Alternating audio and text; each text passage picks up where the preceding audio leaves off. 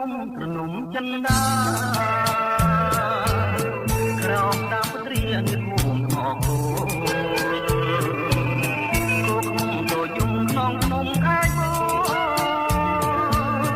ត្រណោះទៀនយល់ប្រមោដួងចិត្ត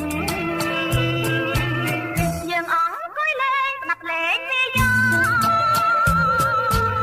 ក្រោមមាននឹងអចំណោជីវិត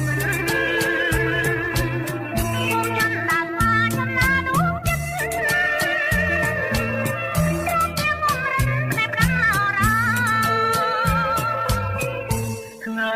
នេះយើងស្គាល់ថាទួមិនហើយចាក់ណែបងហើយកុំប្រែចិនដា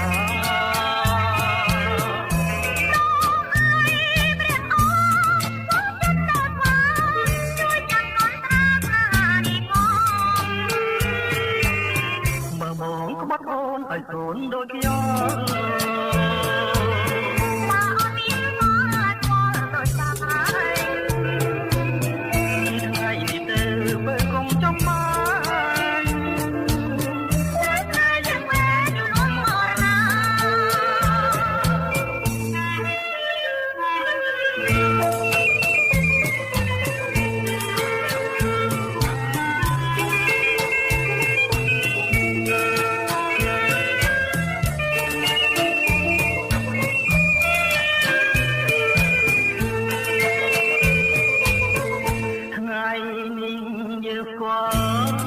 តាមទួមិនហើយ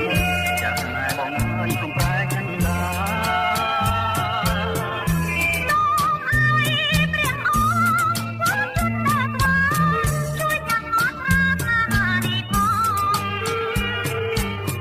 មើលបងក្បត់អូនឲ្យកូនដូចខ្ញុំ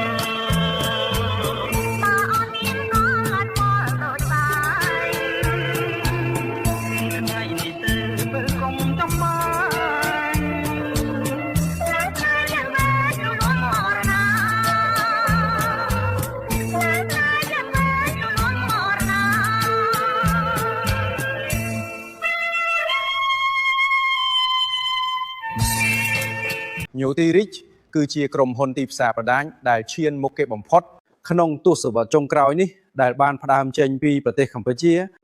ផលិតផលដែលបានយកមកចរាចរក្នុងទីផ្សារប្រដាញនេះគឺក្រុមហ៊ុនបានផលិតផលសុខភាពនិងសម្រស់រួមមានកាហ្វេកោសិកា Newty Rich និងម្សៅទឹកដោះគោ Super Newty Rich តើលោកអ្នកត្រូវការសាងចំណូលតាមរយៈក្រុមហ៊ុន Newty Rich មែនឬកុំភ្លេចទាក់ទងមកផ្ទាល់តាមរយៈលេខទូរស័ព្ទដែលបង្ហាញនេះកុំភ្លេចគាំទ្រផលិតផលខ្មែរយើងទាំងអស់គ្នា Newty Rich ងាយស្រួលឆុងរសជាតិឆ្ងាញ់ប្រសើរងាយស្រួលដាក់តាមខ្លួនសូមអរគុណ